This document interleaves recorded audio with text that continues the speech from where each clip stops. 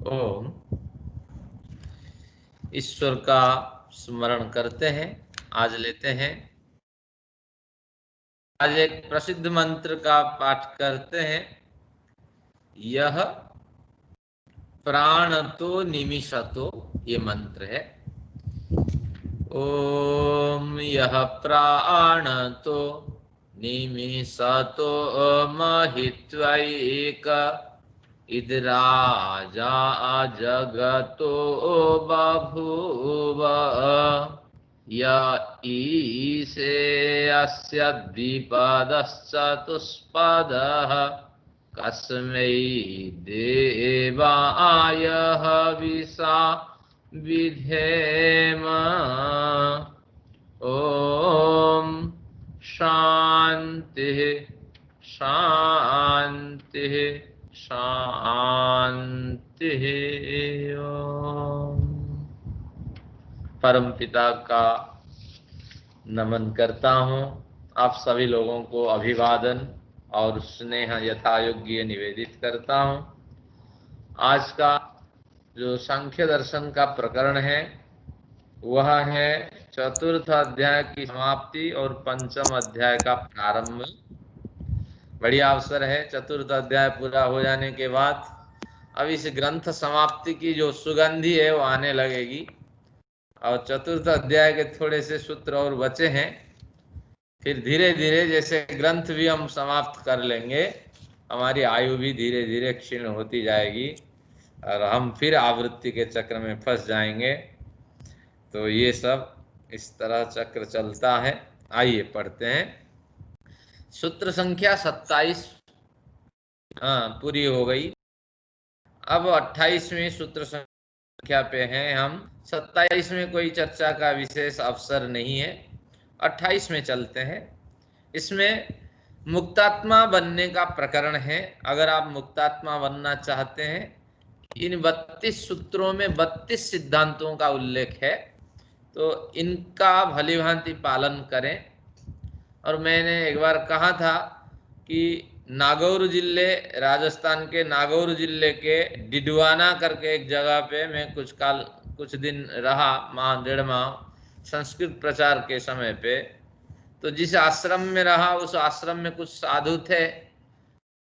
संस्कृत वालों का संबंध तो उन्हीं लोगों से होता है। मैंने देखा ये लोग ये सांख्य दर्शन के चतुर्थ अध्याय का पाठ कर रहे होते हैं। तब तक तो मैं दर्शन आदि शास्त्र पढ़ लिया था, तो मुझे भी हैरानी होती है। मैं कहा गीता फीता लोग पढ़ते हैं, ये इनको क्यों पढ़ते हैं? तो फिर बाद में मेरे समझ में आई कि नहीं, ये भी महत्वपूर्ण है।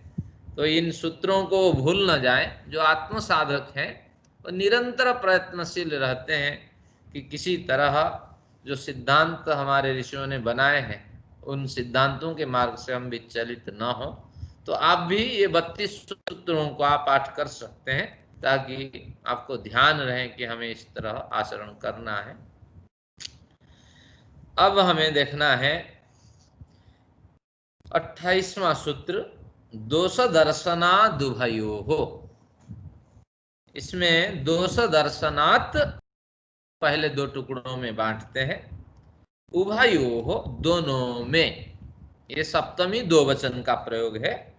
दोनों में दोष दर्शनात् आगे क्या है ना, पूर्ण आत्मज्ञानम भवति, पूर्ण विवेक ज्ञानम भवति। क्योंकि तृतीय अध्याय के अंत में पूर्ण विवेक ज्ञान का प्रकरण था। मुक्तात्मा के प्रकरण में कहा कि चक्र भ्रमणवद्धृतः शरीरम, कि उसका शरीर निरंतर चलता रहेगा प्रारब्ध कर्मों के फल भोग न होने तक। तो अब उस शरीर को शांत करने के लिए और शीघ्र शरीर शांत हो और मुक्ति सुख का आनंद मिले, तो उसके लिए ये कुछ सूत्र है। तो 28वें सिद्धांत में कहते हैं उभयोः, दोनों में आपको दोष देखना है। तो जिनके पास पेन है 2 बढ़िया बिंदु वो लिख सकते हैं कि दोष दर्शनम वैराग्यम, विषय विषय दोष दर्शनम वैराग्यम। इसका अर्थ है विषय में सांसारिक भोग को विषय कहते हैं, तो दर्शनम वैराग्यम, सांसारिक भोगों में जिस समय दोष का दर्शन हो जाएगा उस समय आप वैराग्य के मार्ग पे चल रहे होते हैं। किसी को दोष का दर्शन होता ही नहीं है। घंटे भर हम स्वाध्याय करते हैं, लेकिन इसमें भी आप पीछे आते हैं, विस्मरण भी हो जाता है, काम भी पड़ जाता है, ये प्रायोरिटी नहीं होती है। लेकिन जो आपके जो फेवरेट सीरियल है वो मिस नहीं होता है। वो सांसारिक विषय है, उसमें दोष दिखाई नहीं पड़ता, लेकिन इसमें दोष दिखाई पड़ता है कि ये मिस हो जाए चल जाएगा, वो इम्पोर्टेंट है, ये नहीं। तो उसी तरह आप अनुमान कर लीजिए कि वो सांसारिक विषय हमें ज्यादा खींचते हैं। क्यों खींचते हैं? क्योंकि हमारे अंदर राग द्वेष भरे हुए हैं और जन्म जन्मांतरों का वो प्रवाह, तो वो प्रवाह में बेचैन करते हैं। सिनेमा की बात हो, अभी सिनेमा घर खुल जाए और बहुत से लोग तो शुक्रवार को बारी बना के रखते हैं कि शुक्रवार को मिस ना हो, जो फिल्म है वो बासी हो जाएगी, इसलिए शुक्रवार ही देख लेनी है। तो मैंने बहुत से लोगों से इस तरह संबंध बनाया, देखा कि उनकी दिनचर्या ये है, काम छोड़ के एक बिजनेसमैन वो आ जाते हैं शुक्रवार को और दोपहर के बाद जाते ही नहीं है, तो पत्नी को लेके चलते हैं।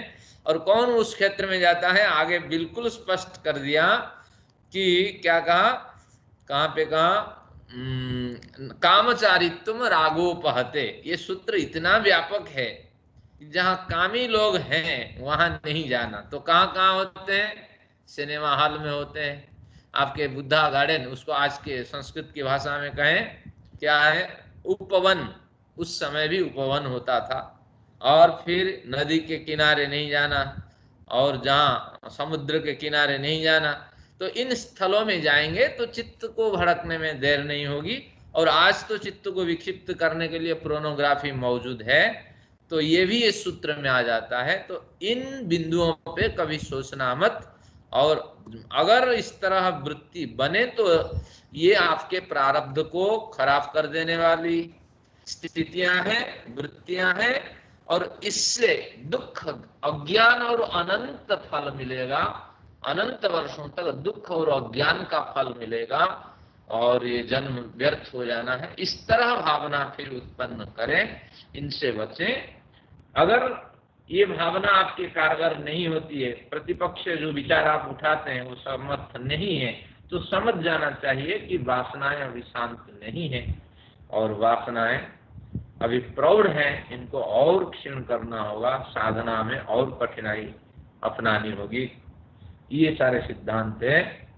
तो 25वां सूत्र तो आपको रख के रखना है। और फिर 28 में क्या कहता है कि दोष दर्शना दुभयो हो। क्या कहा? दो बिंदु आपको नोट करना है। विषय दोष दर्शनम वैराग्यम। फिर दूसरे बिंदु में लिखना है आत्मा भोगयो हो दोष दर्शनम वैराग्यम। आत्मा भोगयो हो दोष दर्शनम वैराग्यम। आत्मा यानी जीवात्मा और उसको मिलने वाले भोग, इन दोनों में जब दोषों का दर्शन होता है, जीवात्मा में भी बड़े दोष होते हैं और भोगों में भी बड़े दोष होते हैं, इनका जब साक्षात्कार होता है, प्रारंभिक स्थिति में विषयों में दोष साक्षात्कार होता है, लेकिन जीवात्मा में भी कुछ दोष होते हैं जिसके कारण हमें बड़ी समस्याएं होती हैं। तो क्या दोष है? देखिए इनमें दिया है, जो आपके टीका है, जो सीट भेजी गई है उसमें लिखा है पुनर्जन्म ये जीवात्मा की मजबूरी है। परतंत्रता एक तरह का ही है। शास्त्र तो कहता है कि ईश्वर परतंत्रता से जीवात्मा को नहीं रखता। जीवात्मा जो परतंत्रता का दुख भोग रहा होता है वो उसकी बनावटी है। तो जिस तरह उसकी बनावटी है, उसका अस्तित्व है, उसके अंदर जैसी ऊर्जाएं हैं, उस हिसाब से उसको उतनी दूर जाना है, उतनी दूर दूर सोचना है, उतने दूर विकास करना है। उससे अधिक वो कर ही नहीं सकता, ईश्वर कहाँ से दे। तो इस तरह ईश्वरीय सृष्टि में जीवात्मा के इस तरह जो बनावटी का निर्धारण होना, तो ये भी एक तरह की परतंत्रता है। तो जीवात्मा में पहला दोष है पुनर्जन्म, मजबूरी से एक जन्म में दूसरे जन्म में चला जाता है। और जन्म लेते वक्त कोई पूछता ही नहीं है कि भैया फलाने शरीर में तुम्हें दे रहा हूँ, कितनी मजबूरी है, आप देखिए हमारे साथ। अरे हमें वहां 100 साल जीना है, कोई पूछेगा ही नहीं क्या कर्म, कोई हिसाब ही नहीं है। तो इसके पीछे तात्पर्य है ईश्वर न्यायकारी है, उनको हिसाब देने की जरूरत नहीं, वो चश्मदीद गवाह है आपके हर कर्म के। तो इसलिए इसमें हमें तो हाथ जोड़ के मजबूरी को स्वीकार करना है। गर्भवास, माँ के शरीर में निवास भी भयंकर कष्ट का अवसर है। मरण भय और मृत्यु का तो भय है ही। अगर हम मौत से क्यों डरते हैं? मौत से हम नहीं डरते हैं, बल्कि मौत के समय पे होने वाली पीड़ा से डरते हैं। तो इसलिए ये मरण भय है, इस पीड़ा से भय है। बहुत से लोग तो कई साल तक इस पीड़ा से गुजरते हैं, बहुत से लोग तत्काल मृत्यु को प्राप्त कर लेते हैं। ये कर्म पे निर्भर करता है हमारे कैसे प्रारब्ध निकले हैं, यही है तात्पर्य। फिर पुनर्जन्म हो गया, गर्भवास हो गया, मरण भय हो गया, विभिन्न योनियों में गमन। यहाँ एक और बढ़िया विचार है कि जब तिर्यक योनि की प्राप्ति हो जाती है, वहां भी ये मरण भय बना रहता है, बीमारियां बनी रहती है, बुढ़ापा भी बनी रहती है। आपने देखा होगा बड़े कुत्ते हैं और बड़े जानवर हैं, भयंकर बीमारी से पीड़ित होकर मरते हैं। वो जन्म भी गलत है, और वहां अगर बीमारी मिल जाए उस बेजुबान जानवर को, इस तरह स्थिति प्राप्त हो जाए, तो समझना कैसा प्रारब्ध निकला होगा और कैसे वो उसको कष्ट के साथ भोग रहा होगा। तो ये सब हमारे कर्मों के फल होते हैं। हो गया मरण भय, हो गया विभिन्न योनियों में गमन। और हम नहीं चाहते हैं कि फलानी जगह जाएं, वो मजबूरी में हमें फलाने योनियों में भेज देगा। योनि शब्द का अर्थ है यहाँ जन्म है। तो इस तरह ये हमारी आत्मा के दोष हैं, मजबूरियां हैं, क्योंकि वो ऐसी बनावटी है। अगर पतला आदमी है और एक हट्टा कट्टा आदमी है, तो पतला आदमी की ही ये स्थिति है कि हट्टा कट्टा आदमी उस पर हावी होगा। इसलिए पतला दुबला आदमी और नाटा आदमी हाथ जोड़ के खड़ा रहेगा, हाँ जी भैया आप जो कह रहे हो सही कह रहे हो। तात्पर्य ये इस तरह की स्वाभाविक स्थिति बनी हुई होती है, उसमें कोई विकल्प है ही नहीं। बुढ़ापा आ जाए और एक जवान हो जाए, दोनों में लड़ाई हो जाए तो बुढ़ा तो हाथ जोड़ेगा, ये मजबूरी स्थिति है। तो ये समझ लेना चाहिए हमारी ये मजबूरी की स्थिति है, और इसके पीछे हमारे कर्म कारण होते हैं, और ईश्वर न्यायकारी है। किसी तरह वो इन कर्मों को भोगा करके हमें इस कर्मों से निवृत्त करा देता है। और किससे भोगों में देखते हैं, क्योंकि हमने विषय लिया था आत्मा भोगयोः दोष दर्शनम वैराग्यम। भोगों में क्या क्या दोष है? परिणाम है।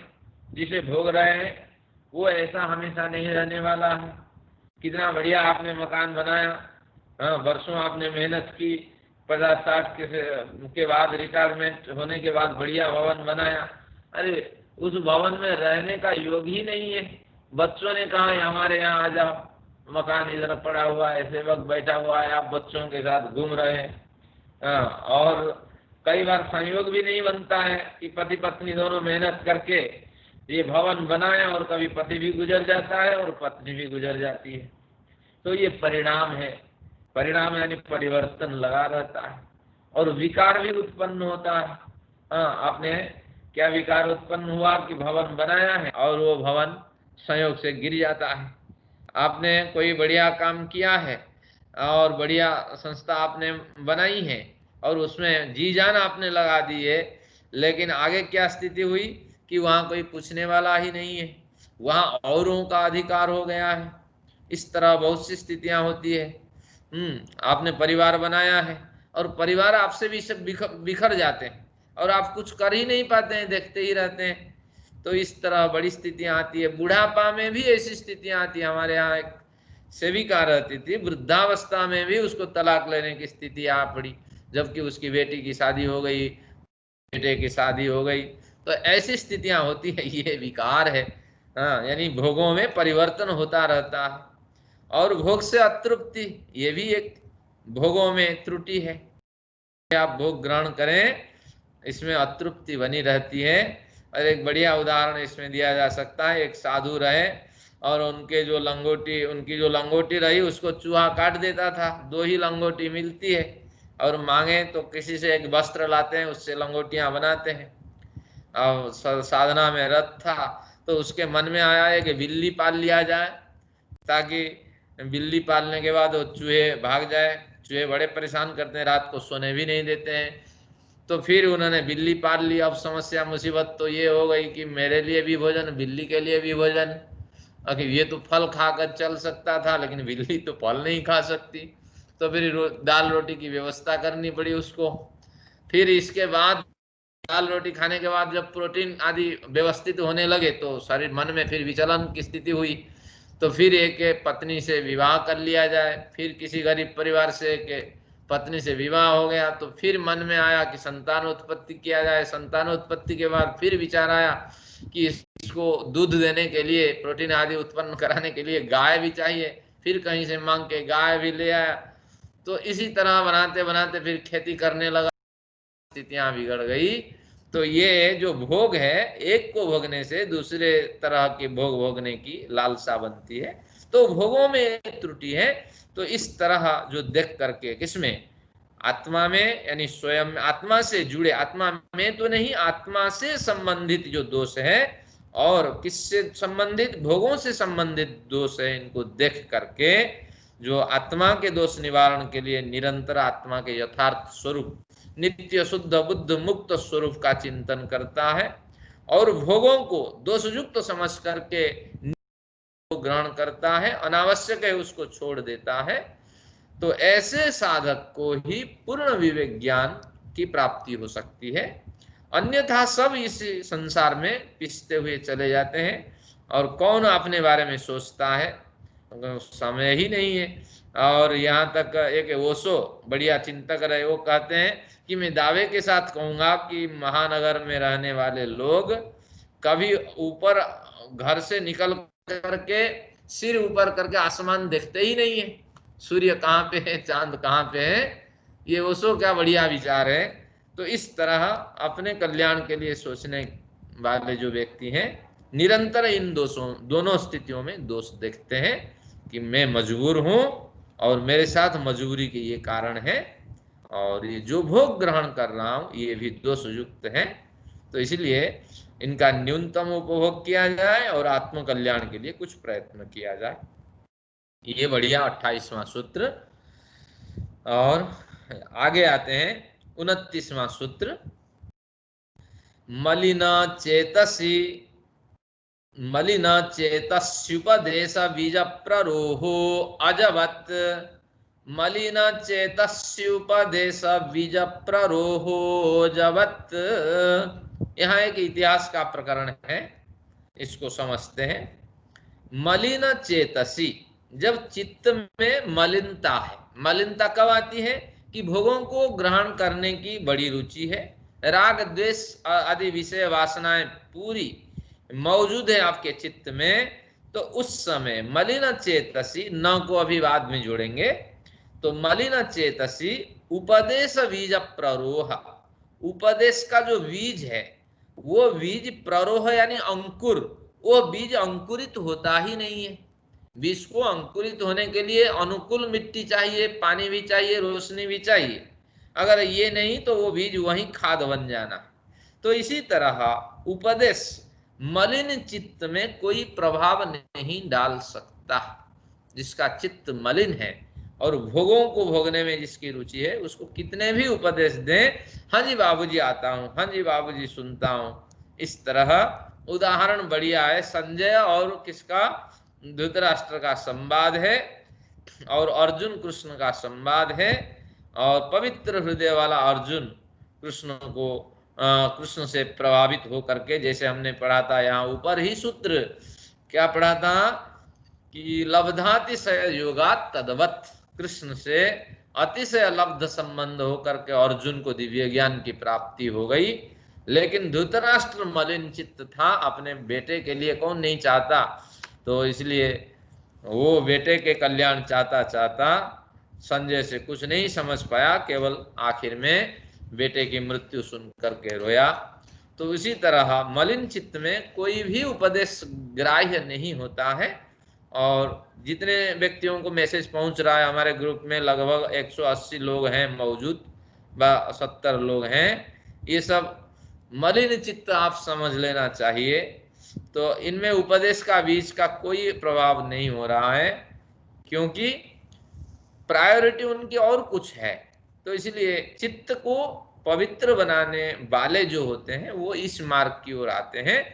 और वो शास्त्र तो कहता है मनुष्याणाम सहस्रेषु कश्चित् यतति सिद्ध है, हजारों में कोई एक निकलता है, और उन हजारों में से, जो प्रयत्न करने वाले हजारों में से कोई एक साधक तत्वतः आत्मज्ञान से युक्त होकर के परमेश्वर का साक्षात कर पाता है। तो ये बड़ी लंबी यात्रा है। हम सब चित्त को साफ करने का प्रयत्न करते हैं, अगले क्षण में चित्त मलिन हो जाता है। तो निरंतर स्वाध्याय अगर जारी रहेगा, कुछ तो हो ही रहा है। जो व्यक्ति स्वाध्याय नहीं करते हैं उनसे तो 2 कदम हम आगे हैं। परमार्थ में तो हमने आज को मिलाकर के 40 घंटे दिए हैं। तो यही प्रसन्नता मन में ला के अगर व्यक्ति प्रवृत्त होता है तो निश्चित रूप से उसका आत्म कल्याण होता है। यह एक इतिहास का स्वरूप है। उदाहरण देते हैं, अजबत। अज कौन है ना, पहले दिल्ली पे राजा हुए। अयोध्या के रघुवंश जब कब पढ़ेंगे उसमें राजवंशों का वर्णन है। दिल्ली पे राजा हुए, दिल्ली का जो बेटा रहा वो रहा रघु, रघु का बेटा जो रहा अज। तो अज जवान था, और उसके बाद रघु जल्दी सिधार गए। तो जवान अज और उसकी पत्नी बड़ी सुंदर थी, उसका नाम था इंदुमती। हाँ, तो मेरे पास एक रिसर्च करने वाली लड़की आती है, उसका नाम इंदु है, तो मैं इंदुमती करके संबोधन करता हूँ। तो समझ नहीं पाती है, इतिहास तो आज कोई नहीं जानता है, तो मैं तो बड़ा आनंद लेता हूँ। तो इंदुमती बड़ी सुंदरी थी। तो अज का उसके प्रति आकर्षण था, और उस समय बड़े प्रभावशाली आचार्य थे वशिष्ठ। वशिष्ठ बार बार उनको टोकते थे कि राज कार्य अलग और परिवार का कार्य अलग, लेकिन वो समझने के लिए तैयार ही नहीं थे।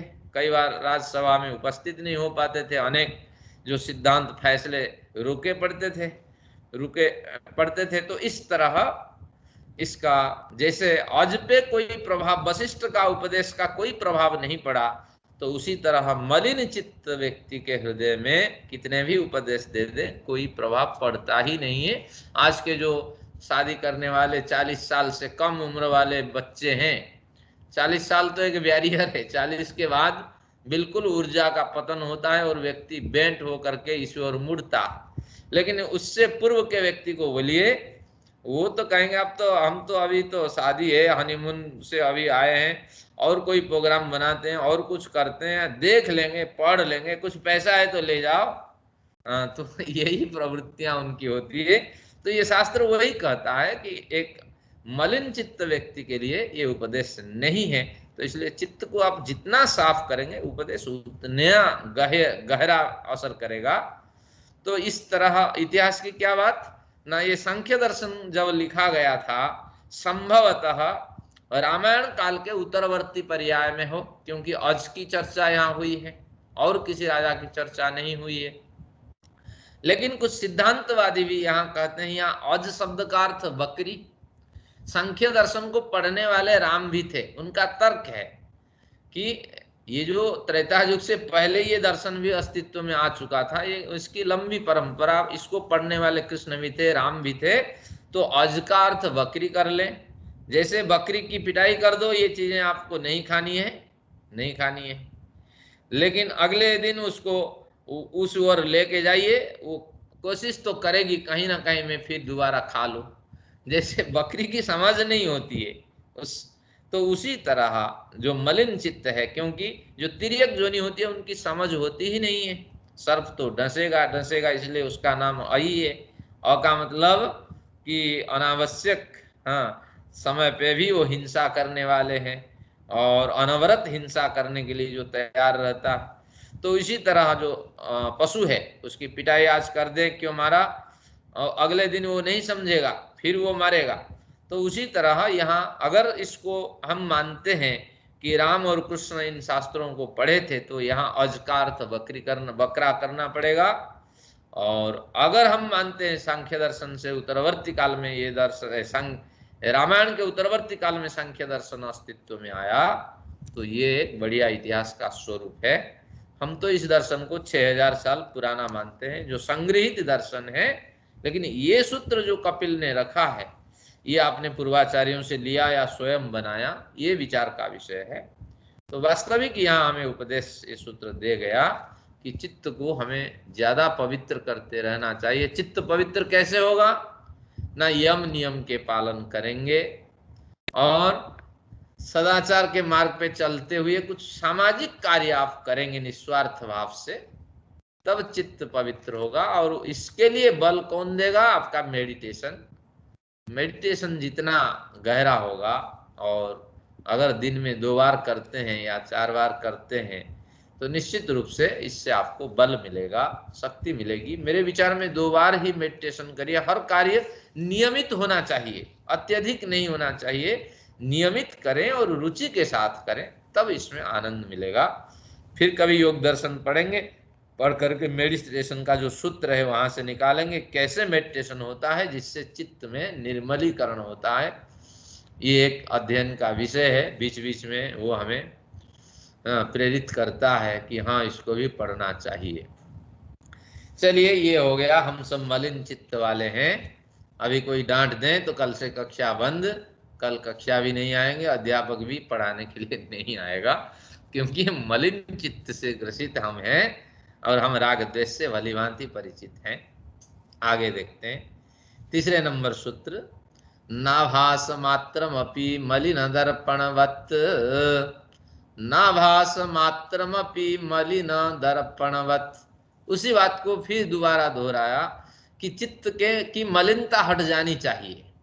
मलिन दर्पणवत्, जैसे मलिन दर्पण में किसी का आभास नहीं होता है। अगर उसमें धूल पड़ी हुई है, धूल से वो दर्पण भरा हुआ है, तो समझ लेना चाहिए किसी का भी छाया चित्र उसमें नहीं आने वाला है, आभास ही नहीं होगा कोई गुजर रहा है, कोई जा रहा है। तो उसी तरह चित्त जब राग द्वेष आदि विकारों से अति मलिन हो जाता है, तो उस मलिन चित्त में किसी का आभास ही नहीं होता है मैं गलत कर रहा हूं या सही कर रहा हूं। हजारों लोग चोरी करते हैं, हजारों लोग झूठ बोलते हैं, व्यापारी दुकान पे बैठ करके राम राम करके भी झूठ बोलता है, और हम भी शास्त्र चर्चा करके व्यवहार में उसको उतारते नहीं है। तो ये कह रहा है, ये मलिन दर्पण के समान हमारा मलिन चित्त है। हम भोगों को भोगना चाहते हैं और शास्त्र में शास्त्रों के मार्ग पे चलने की बात करते हैं। तो उसी तरह हो गया जैसे केले खाएं और तमाशा देखें। हमारा शास्त्र तो मना कर रहा है तमाशा देखना नहीं। न कामचारित्वम रागोपहते, तमाशा आदि स्थान में नहीं जाना, क्योंकि तमाशा देखने कौन जाते हैं? सिनेमा देखने कौन जाते हैं? जो कामों को भोगना चाहते हैं, काम वासना से पीड़ित व्यक्ति उस ओर प्रवृत्त होते हैं, और जो साधु सन्मार्ग के प्रेरक हैं वो उस ओर जाते ही नहीं है। उपवन में कौन जाएगा? वही व्यक्ति जाएगा। तो इसीलिए तात्पर्य ये बिल्कुल वही कह रहा है, उपवन में जाइए, लेकिन कामचारी लोग जहां हो वहां नहीं जाना। तो हम जो मलिन दर्पण के समान मलिन चित्त को धारण करके किसी गलत कार्य का आभास ही प्राप्त नहीं कर पाते हैं, इससे होने वाली हानि बहुत कुछ नुकसान कर सकता है। लेकिन हम लोग जब सोच नहीं पाते हैं, तो निश्चित रूप से हमारा चित्त मलिन है। तो ये हमें समझना है। तो यहाँ बढ़िया सूत्र उन्होंने दे दिया। पिछले सूत्र में तो कहा था मलिन चित्त की बात कि उपदेश का बीज उसमें प्रभाव नहीं डालता, लेकिन यहाँ कहा गलत कार्य करते हुए भी उसके प्रति हमारे मन में कोई कुंठा नहीं होती है, कोई ग्लानि नहीं होती है, और हम बड़े आराम से उसको करते हुए चले जाते हैं।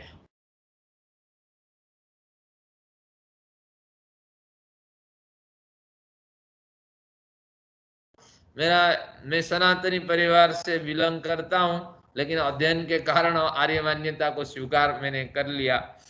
अब क्या है, सनातन परंपरा में पिताजी बड़े पंडित है, हम जाते थे तो वहां से यजमान लोग शिकायत करते थे कि फलाने पंडित जी आते हैं, वो क्या करते हैं, एक साथ में एक बोतल लेके आते हैं, हवन करते हैं, 2-4 मंत्र पढ़ लिए। अरे यजमान भी तो काम पीड़ित है, वो किसी तरह समस्या हट जाए, और ज्यादातर ये मृतक आदि क्रिया में वो मजबूरी में उसको करना पड़ता है, नहीं तो दूसरे लोग क्या कहेंगे।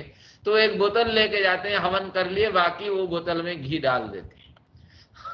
अब क्या करते हैं, पंडित जब घी डाल दिए, यजमान दिया जलाने के लिए, अब उसको अगर घी को बोतल में डाल दिए तो फिर पूछते हैं क्यों आप ऐसे करते हैं पंडित जी, ना अग्नि के कुंड में, नहीं तो पंडित के तुंड में, तुंड यानी मुख, ये दोनों शुद्ध होते हैं। घी कहीं भी डल जाए, पंडित के तुंड में यानी मुख में डल जाए या हवन के कुंड में डल जाए तो बिल्कुल शुद्ध है। तो ऐसे विद्वान लोग होते हैं, गलत कार्य करते हुए भी वो इस ओर ध्यान ही नहीं देते हैं। एक विद्वान को मैंने देखा, खूब जोर से मंत्र पढ़ रहे हैं लेकिन स्मरण ही नहीं आ रहा है, क्योंकि उन्होंने खूब जोर से गांजा का सोठा लगा रखा है। तो मैं बैठ के सुना, ओम ओम बोल रहे हैं, मंत्र ही याद नहीं। तो इस तरह भांग नशे आदि पी करके भी इस तरह लोग होते हैं समाज में। ये तो केवल पंडित की बात मैंने कही है, और विभिन्न क्षेत्र में इस तरह लोग हैं, गलत कार्य करते हुए भी इस ओर ध्यान ही नहीं है। लोग क्या सोचेंगे, इसका क्या प्रभाव पड़ेगा और हमारे कर्म संस्कार पे इसका असर क्या होगा। तो इस तरह आगे देखते हैं। और ज्यादातर लोग तो जो सामाजिक संस्था में होते हैं उनसे ये त्रुटियां होती है। एक बार सब्जी लेने में कहीं गया आश्रम के लिए, देखा सब्जी लेने वाले किस तरह मतलब सब्जी से पैसे मारता है।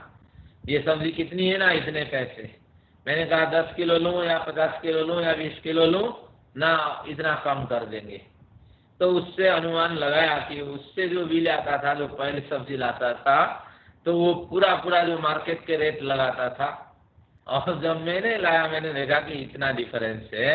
यानी एक बार अगर वो सब्जी लेने जाता है एक दिन में, तो 500 रुपये या 1000 रुपये उसके जेब में चले जाते हैं। तो इस तरह ये बढ़िया उदाहरण दिया कि मलिन कर्म करते हुए भी आभास तक नहीं होता है। तो ये हमारे जिनके चित्त जितना मलिन है उनको आभास होगा ही नहीं गलत कार्य के प्रति। अब आगे कहते हैं 31वें सूत्र में बहुत बढ़िया बात कही है, न तज्जस्यापि तद्रुपता पंकजवत, न तज्जस्यापि तद्रुपता पंकजवत। अब जगदीश्वरानंद जी ने जो भी अर्थ किया है उस अर्थ को हम क्रश कर देते हैं। ये अर्थ यहाँ ग्राह्य नहीं है। उन्होंने खींचतान करके उदयवीर जी से लेके अर्थ जोड़े। ये अर्थ साफ क्या कह रहा है, तज्जस्यापि, तज्ज तस्मात् जातम इति तज्ज, तज्ज उससे उत्पन्न जो हुआ है, उससे जो उत्पन्न हुआ है, न तद्रूपता उसके रूप के समान नहीं होता है। तात्पर्य ये हुआ, कारण जैसे रहेगा कार्य ऐसे रहेगा। कारण अगर गलत है तो कार्य में गलतियां दिखाई पड़ेगी। अगर आपने लोई में लोई बनाते वक्त आपने अगर उसमें ये डाल रखा, अजवाइन डाल रखा, मसाले डाल रखे, तो पूड़ी में तो वही रूप आएगा। ये हमारा नियम है, कारण गुणपूर्वकम कार्य गुण दृष्ट। ये वैशेषिक दर्शन का सिद्धांत है, कारण जैसे कार्य ऐसे होगा। लेकिन ये कह रहा है मुक्ति में ये नियम नहीं चलेगा, क्योंकि मुक्ति एक विलक्षण है। नियम में जैसे अपवाद होता है, यहाँ अपवाद का कथन है। मुक्ति एक विलक्षण स्वभाव है। मुक्ति को कौन प्राप्त करता है, जीवात्मा प्राप्त करता है। और साधन कहां से बटोरता है, प्रकृति से, संयम आदि करके। तो अब कहते हैं प्रकृति अचेतन है, अचेतन है। और फिर कहते हैं जीवात्मा क्या है ना, पूर्णतः परतंत्रता से युक्त है। तो परिणामी अचेतनता से युक्त प्रकृति और परतंत्रता से अल्पज्ञता से पीड़ित जीवात्मा, ये दोनों कारण बने। इन दोनों के प्रयत्न से मिलने वाले फल क्या है, मुक्ति। तो तज्जस्यापि उससे उत्पन्न होने वाला जो है, और उसमें उसके रूप जैसा रूप दिखाई पड़ना चाहिए। कहते हैं न तद्रूपता, उस जैसे रूप मुक्ति में नहीं दिखाई पड़ता। यानी परिणामी अल्पज्ञ जीवात्मा के लिए एक लंबे समय के लिए और सुख से संपन्न मुक्ति लोक की जो प्राप्ति होती है, वो बिल्कुल ऐसा ही है कि जैसे नियम में अपवाद होता है। तो कहते हैं तज्जस्यापि, उससे उत्पन्न होने पर भी उसके समान न होना ये मुक्ति का लक्षण है। वास्तविक इसके पीछे अंडरलाइन करके लिख लीजिए, ये मुक्ति का लक्षण है। मुक्ति कैसा है, कैसी है मुक्ति ना, मुक्ति नियम में अपवाद के समान है, यानी निचले स्तर से साधन बटोर करके मुक्ति रूपी सुपर स्तर यानी श्रेष्ठ स्तर को प्राप्त करना निश्चित रूप से नियम में ही अपवाद है। तो उससे उत्पन्न होने पर भी, संसार से अल्पज्ञ जीवात्मा से उत्पन्न होने पर भी तद्रूपता मुक्ति रूपी साधन में उस सांसारिक और अल्पज्ञता के स्वरूप नहीं दिखाई पड़ता है। क्यों? उदाहरण देते हैं पंकजवत। जैसे पंकज, कमल, कमल कहाँ खिलता है? पानी में हुआ बंधी हुई होती है। पंख में खिलने वाला पंकज होता है। तो पंकज में कितनी सुगंधी होती है, और पंकज में देखने में क्या सुंदरता है। लेकिन ये सुंदरता कहाँ से आई? उसी पंख से आई, कीचड़ से। और जो कीचड़ दुर्गंधी से पीड़ित था, वही दुर्गंधी पीड़ित कीचड़ भी एक बार सुगंधित पंकज पुष्प को, कमल को विकसित कर पाता है। तो उसी तरह आपको समझना चाहिए, अल्पज्ञ जीवात्मा और परतंत्र से पीड़ित जीवात्मा परिणाम से युक्त प्रकृति की सहायता से, अचेतन प्रकृति की सहायता से मुक्ति रूपी दिव्य फल को प्राप्त करता है। मानो कीचड़ से पंकज का उदय हुआ है। और यहाँ नियम का अपवाद समझना चाहिए। मुक्ति में ये सिद्धांत, कार्य कारण के सिद्धांत लागू नहीं होते हैं। ये वास्तविक इसका अर्थ है। जगदीश्वरानंद अर्थ जी के क्रॉस कर दीजिए। दूसरा अर्थ सबने इसका खींचा है, लेकिन ये हमारे लिए ग्राह्य नहीं है। जो अर्थ सहजता से ग्रहण हो जाए वही अर्थ ही ग्राह्य है। तो ये बढ़िया। आगे से पूछा जाएगा मुक्ति की परिभाषा बताओ। ये जीवन मुक्त के लिए जो मुक्ति का निर्देश है ये इस तरह है। प्रॉब्लम है? हाँ, अब नेटवर्क सही है। तो ये बढ़िया उदाहरण आपको मिल गया कि गलत परिस्थिति से भी हम उत्कृष्ट परिस्थिति की प्राप्ति कर सकते हैं, इस तरह। अब अध्याय की समाप्ति पर कपिल ने बढ़िया सिद्धांत का उपदेश किया। क्या कहते हैं? ना भूति योगेपि कृतकृत्यता। अब माँ का स्मरण करते हैं, कपिल जी की माँ देवहूति। तो देवहूति जी ने कहा कि जो सिद्धियां मिलती हैं, आपने 21 तरह की तुष्टियां, 9 तरह की, 8 तरह की सिद्धियां आपने बताई है। तो अब बताइए कि जो सिद्धियां मिल जाती हैं, तो उन सिद्धियों से हम अलग हो जाएं, उन सिद्धियों का उपभोग करें, उसका आनंद लें, तो उससे हमें मुक्ति मिलेगी या नहीं? क्योंकि हमने प्रयत्न करके सिद्धि तक पहुंची, कुछ ना कुछ सफलता मिली हमें। तो जब सफलता मिली तो उस सफलता को हर जन्म में हम प्राप्त करते रहें, सांसारिक दुखों से हमारी निवृत्ति हो जाएगी। तो कहते हैं, उसका समाधान करते हैं कि सिद्धियां कोई बड़ी उपलब्धि नहीं है। सिद्धियां तो आम आदमी को भी मिल जाती है। जैसे कोई दमा से पीड़ित व्यक्ति जन्म काल से दमा से पीड़ित है और स्वयं से यम नियम आदि पालन करके जीवन जीता है। दमा उसके जीवन में आती ही नहीं, और आती है तो उसको कोई असर ही नहीं होता। तो इसी तरह ये भी एक सिद्धि है, जो स्वयं से जीना। तो कहते हैं ना भूति योगेपि, भूति विभूति सिद्धि इस अर्थ में है। न भूति योगेपि, सिद्धियों के योग से, न कृतकृत्यता, कृतकृत्यता मुक्ति के अर्थ में कृत्य कर्म को कर लेना। कृत्य कर्म ईश्वर का साक्षात्कार, दुख निवृत्ति, विवेक ज्ञान, उसको सिद्ध कर लेना, ये सारा संभव होता है मुक्ति के मार्ग में। तो कृतकृत्यता शब्द का अर्थ है मुक्ति। भूति योगे, सिद्धियों के योग से हमें कृतकृत्यता की प्राप्ति नहीं हो सकती। मुक्ति सुख का आनंद वास्तविक रूप से नहीं मिल सकता। फिर कहते हैं कि उपास्य सिद्धिवत, उपास्य सिद्धिवत उदाहरण देते हैं। उपास्य सिद्धि से जो कृतकृत्यता हमें मिलेगी, उस कृतकृत्यता की प्राप्ति भूतियों के योग से नहीं मिल सकती। क्योंकि अगर आप विभूतियों के योग से या सिद्धियों के योग से वहीं से साधना को ड्रॉप कर लेते हैं, साधना को रोक देते हैं कि कुछ तो सिद्धि मिलती है, कुछ तो बिजली की कौन सी अनुभव, हमें होता है और कुछ हमें ईश्वर साक्षात्कार जैसी स्थितियां प्राप्त होती हैं। तो यहीं से अगर आप साधना पे विराम लगा देते हैं तो कहते हैं उससे कोई बड़ी सफलता नहीं मिलेगी। जिस तरह सिद्धि, जिस तरह कृतकृत्यता आपको उपास्य की सिद्धि में मिलती है, उपास्य की सिद्धि, उपास्य का साक्षात्कार। उपास्य कौन है? परमपिता। हम सब उपासक हैं, हमारा अध्ययन उपासना है। तो अध्ययन उपासना, हम उपासक, हम किसका, किसकी उपासना करते हैं? उस परमपिता की उपासना करते हैं, ताकि उनका पूर्ण अनुभव हमें हो जाए, जो संपूर्ण सृष्टि में ऊर्जा के रूप में परिव्याप्त है और जिसे यूनिवर्सल एनर्जी भी हम कह सकते हैं। तो उस ईश्वर का थोड़ा पूर्ण अनुभव हो जाए, साक्षात्कार हो जाए, हमारी जो चित्त वृत्तियां हैं उनको अनुभव कर सकें कि ईश्वर का हम कुछ अनुभव कर रहे हैं। सूक्ष्म रूप से ईश्वर नीचे से लेके ऊपर तक जितने भी स्तर के सभी स्तरों में परिव्याप्त है।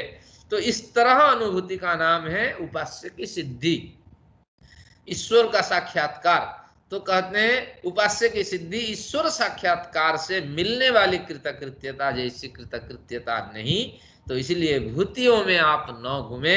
आपने किसी को कह दिया तो उसका बेटा हो गया, आपने किसी को कह दिया तो उसका कल्याण हो गया। तो ये आप विभूति ही समझें, आपके साधना का ही फल है, लेकिन इतना ही पर्याप्त नहीं है। और आपको क्या करना चाहिए कि ईश्वर सिद्धि की ओर प्रयत्न करना चाहिए, साक्षात्कार की ओर प्रयत्न करना चाहिए। ये सिद्धांत है। मैं गुरुकुल में पढ़ता था, घर कभी कभी आता था, बहुत से लोग पूछते थे पंडित जी के लड़के जो हैं वो गुरुकुल में पढ़ते हैं, अब बताइए हमारी एक बेटे की आवश्यकता है, बेटियां बहुत हो गई। एक परिवार मेरे पास आया तो मुझे कोई समझ नहीं थी प्रारंभ में, पहले पहले एक दो साल। तो मैंने कहा हाँ तुम्हारे बेटे हो जाएंगे। तो अगले साल फिर गुरुकुल में मैं साल भर में आता था, और अगले साल जब आया बड़े धूमधाम से मेरा सम्मान हुआ, मुझे गिफ्ट मिले। हाँ, तो ये इसी तरह सिद्धि है। मुझे कोई पता ही नहीं है मैंने क्या कहा और किसको कहा। फिर अगले बार मुझे स्मरण आया। फिर आज वो लोग पिता माता गुजर चुके हैं और बेटा बड़ा नालायक घूम रहा है। तो मैं भी जाता हूँ तो मैं सोचता हूँ ये मेरी सिद्धि है। देखिए किस तरह बर्बाद हो रही है। तात्पर्य ये है, कई बार ये कथन घट जाता है और कई बार घटता नहीं है। तो साधु संत जो होते हैं, अगर करुणा से और योग्य व्यक्ति का पहचान कर अगर उसको कुछ आशीर्वाद दे देते हैं, उनसे ये फलित, उनके यहाँ फलित हो जाता है। और उसको ही सब कुछ मान करके साधना छोड़ नहीं देना चाहिए, साधना तो जारी रखनी चाहिए। उपास्य की सिद्धि जब तक नहीं हुई है, ईश्वर साक्षात्कार जब तक नहीं हुई है, तो इस प्रकरण के साथ उन्होंने कहा भूतियों में नहीं फंसना और सिद्धि के लिए प्रयत्न करना। अब सारांश रूप में इस अध्याय का ले लेते हैं, जो 32 सूत्र हमें बताए और 32 सिद्धांत, इसमें यही बताए कि वास्तविक रूप से ईश्वर सिद्धि हमें चाहिए, उपास्य सिद्धि चाहिए, ईश्वर साक्षात्कार ही चाहिए। ये शास्त्र का मूल सिद्धांत है। तो इसकी प्राप्ति कैसे होगी? ना विवेक ज्ञान से होगी। विवेक ज्ञान क्या है? प्रकृति और पुरुष का विवेक ज्ञान। प्रकृति को भलीभांति समझना परिणामी है, अचेतन से, अचेतनता से युक्त है। और जीवात्मा को भी समझना कि ये मन बुद्धि चित्त अहंकार से रहित नित्य बुद्ध शुद्ध मुक्त होने पर भी इसमें अल्पज्ञता है और साथ में परतंत्रता जैसी स्थिति है, क्योंकि उसकी बनावटी ही ऐसी है। इसको समझ करके प्रकृति पुरुष विवेक ज्ञान के बाद एक आता है निर्विप्लवा विवेक ख्याति। इनके पास पेन है, लिख सकते हैं, ये सोपान होते हैं। निर्विप्लवा विवेक ख्याति, न डिगने वाली समझ, इसको हिंदी में कहते हैं। तो प्रकृति पुरुष का विवेक ज्ञान हो जाए, न डिगने वाली समझ, निर्विप्लवा विवेक ख्याति की प्राप्ति हो जाए। इन दोनों के साथ यानी निर्विप्लवा विवेक ख्याति और प्रकृति पुरुष के तत्व ज्ञान के साथ जब हम समाज कल्याण पर कार्य करते हैं, समाज में परिवर्तन लाते हैं, जो अज्ञानी है उनको समझाते हैं, और जहां जरूरत है हमारी सेवा आदि की वहां उस तरह की सेवा करते हैं जैसे महर्षि दयानंद इन दोनों से युक्त थे। निर्विप्लवा विवेक ख्याति थी उनकी और तत्व ज्ञान था, प्रकृति पुरुष के तत्व ज्ञान था। लेकिन वो उसी साधना में लिप्त नहीं हुए, समाज में बड़ा परिवर्तन लाए जिसके कारण से सत्य के मार्ग पे हम पहुंच पाए। तो उस तरह अगर समाज कल्याण पर कुछ कार्य करते हैं तो उससे अभौतिक संस्कार उत्पन्न होता है और जन्म जन्मांतरों में उस तरह प्रवृत्ति हमें मिलती है और हम ईश्वर साक्षात्कार की ओर बढ़ पाते हैं। तो ये सिद्धांत, 3 सिद्धांत आज बने ये 32 सूत्र से। हमें प्रकृति पुरुष का विवेक ज्ञान चाहिए और वह विवेक ज्ञानी न डिगने वाली समझ से युक्त होना चाहिए।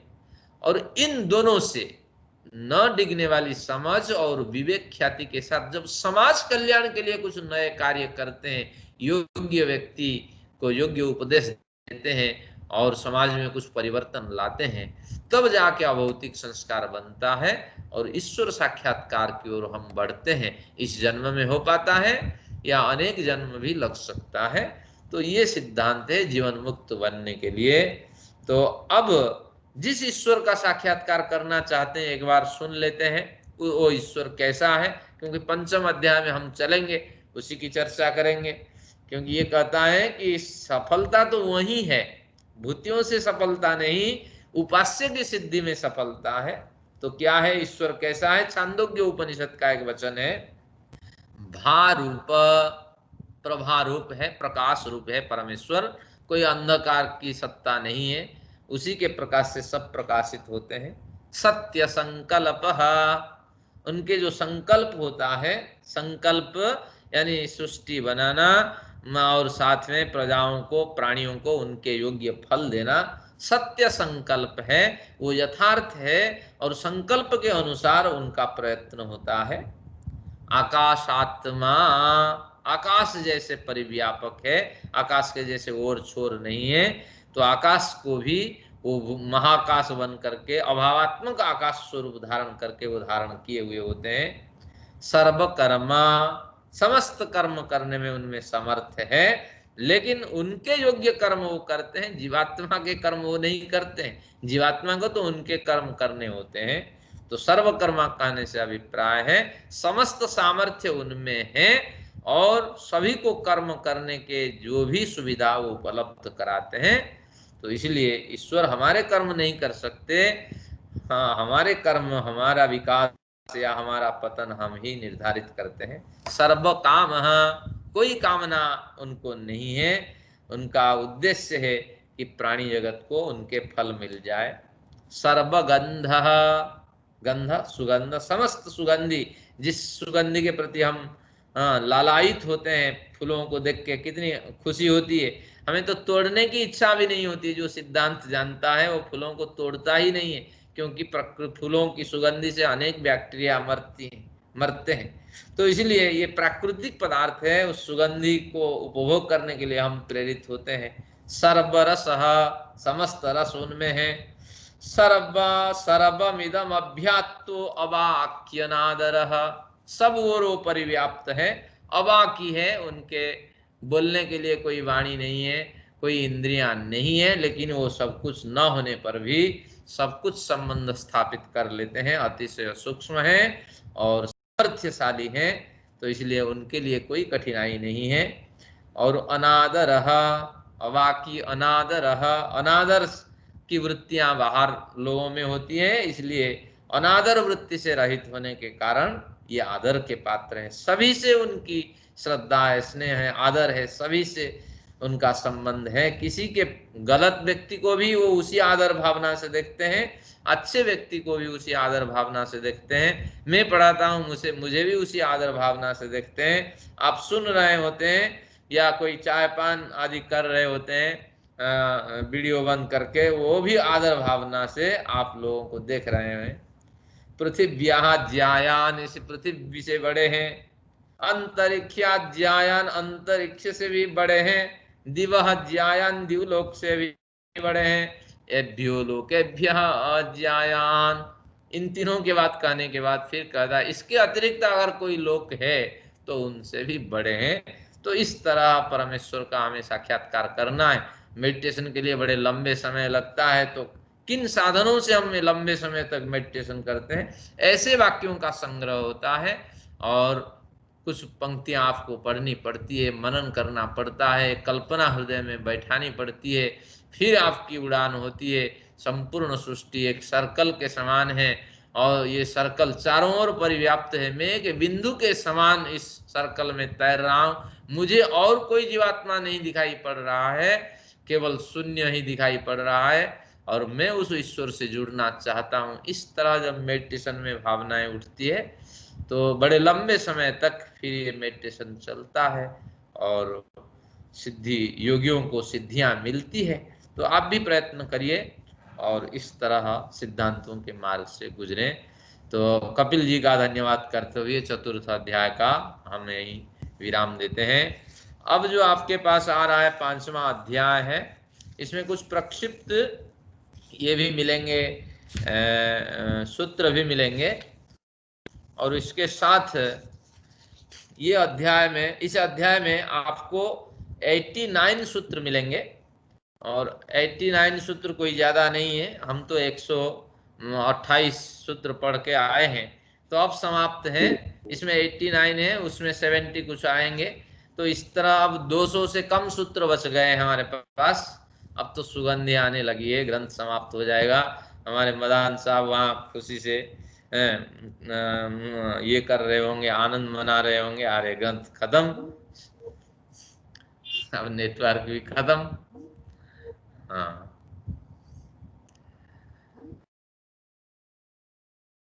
नेटवर्क आने लगा है, कुछ डिस्टर्बेंस है नेटवर्क में। आइए 5वां अध्याय पढ़ते हैं। अध्याय का फिर मैं स्मरण कराता हूं। अध्याय शब्द का क्या अर्थ है? अधीते इति अध्याय। एक झटके में जिसका पाठ कर दिया जाए वह अध्याय है। तो अगर 10-10 सूत्र पढ़ते हैं, हमें कितना लगेगा ये अध्याय पढ़ने में? तो 80 सूत्र है, 90 सूत्र है, तो 9 क्लास लग सकती हैं या उससे कम लगेंगी, कई बार 15 भी पढ़ लेते हैं। अब आते हैं, पहला सूत्र देखते हैं। 55 हो गया है हमारे पास समय। मंगलाचरणम शिष्टाचाराद फल दर्शनात् श्रुतितश्चेति। मंगलाचरणम शिष्टाचाराद फल दर्शनात् श्रुतितश्चेति। मंगलाचरणम, मंगल आचरण, जैसे कक्षा शुरू होती है तो हम एक मंत्र पढ़ लेते हैं, अंत में भी एक मंत्र पढ़ लेते हैं, ओम का उच्चारण कर लेते हैं, इसको मंगलाचरण कहते हैं। लेकिन यहाँ उस मंगलाचरण से अभिप्राय नहीं है। यहाँ मंगलाचरण से अभिप्राय है कि पूर्व सूत्र के साथ इसका संबंध है, पूर्व अध्याय के साथ। अगर आप उपास्य की सिद्धि की ओर बढ़ना चाहते हैं तो विवेक ज्ञान चाहिए। वो विवेक ज्ञान न डिगने वाली समझ के साथ होना चाहिए। ये दोनों अगर हैं तो आपको कुछ मंगल आचरण करना होगा। मंगलाचरण, शुभ और श्रेष्ठ कर्म समाज के लिए करना होगा, ये मंगलाचरण उसका अभिप्राय है, जिससे समाज को मंगल की प्राप्ति होगी और समाज कुशल रहेगा और समाज पोषित होता रहेगा। तो इसलिए समाज में जो गरीब वर्ग है, जो असहाय है, जो असंपन्न है, अशिक्षित है, तो उन सबके प्रति जो आपसे बन सकता है, जब उनके लिए वो कार्य आप करेंगे तो मंगलाचरणम, ये मंगल आचरण कहलाएगा, क्योंकि उसी कर्म से ही आपका अभौतिक संस्कार बनेगा। आप विवेक ज्ञान से युक्त हैं और न डिगने वाली समझ से युक्त हैं, तो आपको मंगलाचरण करना पड़ेगा। और क्यों करें समाज के लिए कार्य? प्रश्न उठा। शिष्टाचारात, ये हमारे शिष्ट पुरुषों ने, विशिष्ट पुरुषों ने, विद्वानों ने, पूर्वाचार्यों ने इस तरह आचरण ही किया है। तो शिष्टाचार की परंपरा है। और मनुस्मृति में तो कहा गया कि सत्पुरुषों के आचरण को ही धर्म आप समझो। श्रुति स्मृति, वेदों में जो कहा गया वो भी धर्म है, और वेदों के अतिरिक्त जो वेदों में नहीं मिलते और शास्त्रों में मिल जाते हैं, वो स्मृति शास्त्र है। जैसे उपनिषद है और दर्शन है, महाभारत के गीता प्रकरण है, तो ये सब हमारे स्मृति में आते हैं। तो इनको भी, इनके वचन भी ग्रहण करो। श्रुति स्मृति सदाचार, सत्पुरुषों का आचरण भी धर्म के मार्ग में ले जाने वाले होते हैं। शिष्टाचार सदाचार, शिष्ट सत्पुरुषों का आचरण ही हमें बताता है कि हमें समाज के लिए कुछ करना ही चाहिए। तो इसलिए वैशेषिक दर्शन जब पढ़ रहे थे वहां सिद्धांत था कि आपको क्या करना चाहिए, आपने मित्रों के साथ संबंध बना करके छोटी सी संस्था बनानी चाहिए, उसमें कुछ दान इकट्ठे करने चाहिए, समाज कल्याण के लिए प्रयत्न करना चाहिए। तो मित्रों से संबंध बनाने के बाद 5-7 मित्र मिलकर के फिर श्रेष्ठ व्यक्ति के, श्रेष्ठ जो धन संपन्न व्यक्ति है उनके यहाँ जाना चाहिए। इस तरह समाज कल्याण के लिए कुछ पूंजी इकट्ठी करनी होगी, तब जाके समाज कल्याण होगा। और ये जो नवरात्र में थोड़ा सा बांट देने से और व्यक्तिगत रूप में जब जन्मदिन हो या कुछ हो कर देने से समाज में गरीबी खत्म नहीं होगी, समझ तो खत्म नहीं होगी। आप जानते हैं 80G सरकार एक छूट देती है, इसके पीछे क्या तर्क है, क्यों छूट देती है? सरकार को बहुत से समाज कल्याण के लिए कार्य करना था, कार्य करने थे, लेकिन सरकार ने नहीं किया। जब नहीं किया, क्योंकि सरकार अपने दायरे से चलेगा जैसे राजनेता निर्धारित करते हैं, लेकिन समाज में बहुत से वर्ग हैं उस कार्य की वो पूर्ति करते हैं, जो समाज में जो आवश्यकता है उसकी पूर्ति करते हैं, तो उसके लिए फिर सरकार छूट देती है। तो इस तरह हमारी ये छूट की व्यवस्था है।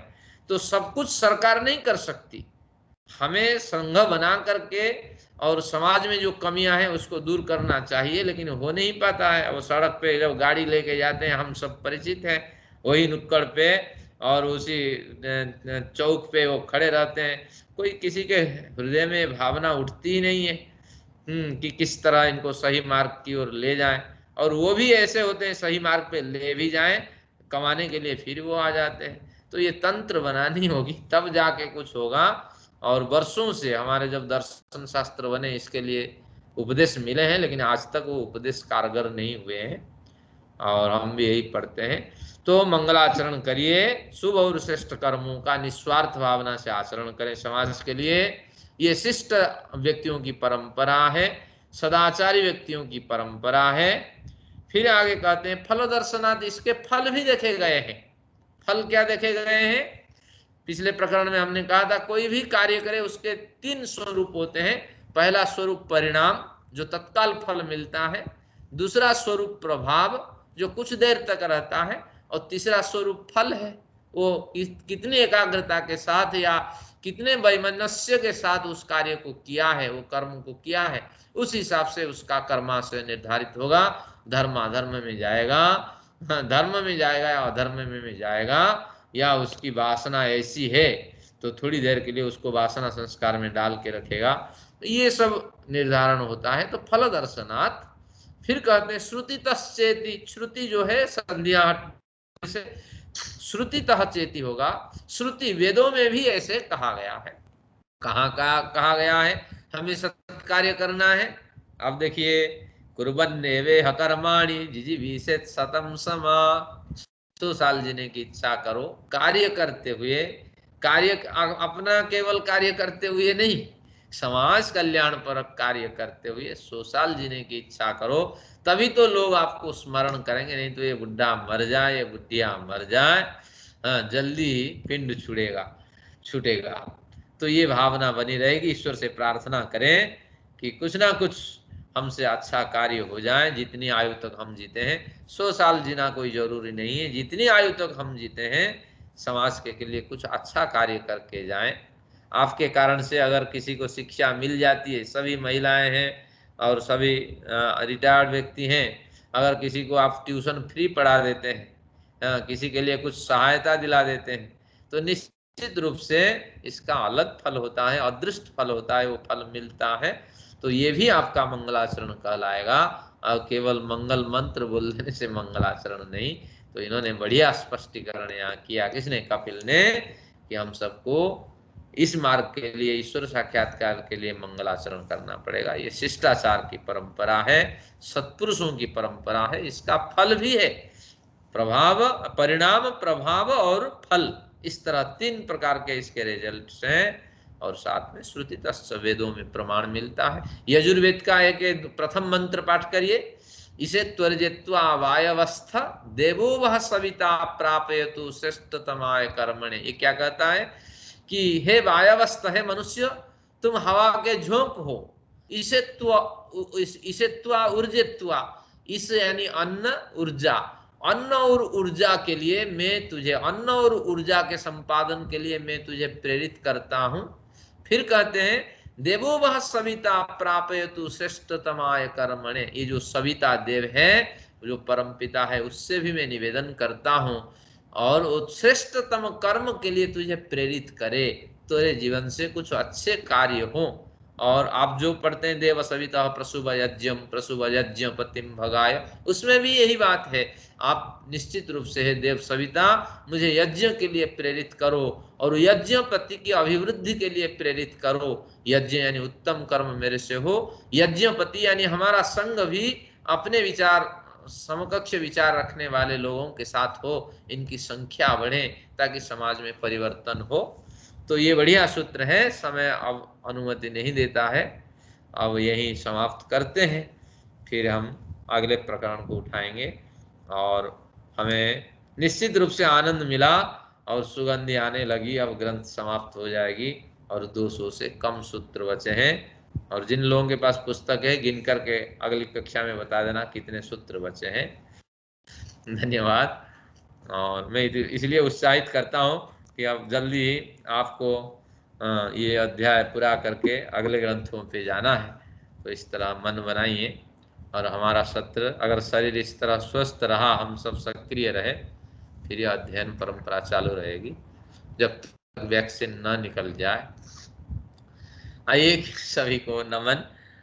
1-2 मिनट प्रश्न हो सकता है, अगर किसी को पूछना है, जिनको जाना है जा सकते हैं, आप देख लीजिए कोई चर्चा का विषय हो, प्रासंगिक जो हो।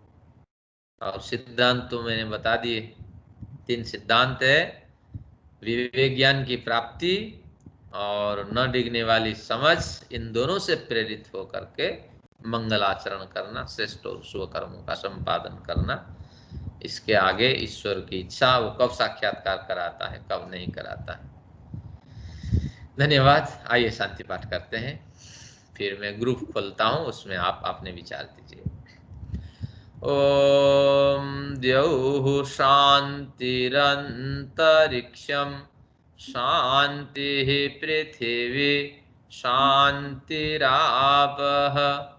शान्तिरोषधयः शान्तिः वनस्पतयः शान्तिर्विश्वे देवाः शान्तिर्ब्रह्म शान्तिः सर्वं शान्तिः शान्तिरेव शान्तिः सामा शान्तिरेधि।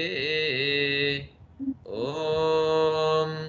शान्तिः शान्तिः शान्तिः। वैदिक अभिवादन आप सभी लोगों को सप्रेम नमस्ते, धन्यवाद। स्वस्थ और निरोग बने रहें। ओम। नमस्ते आचार्य जी, नमस्ते।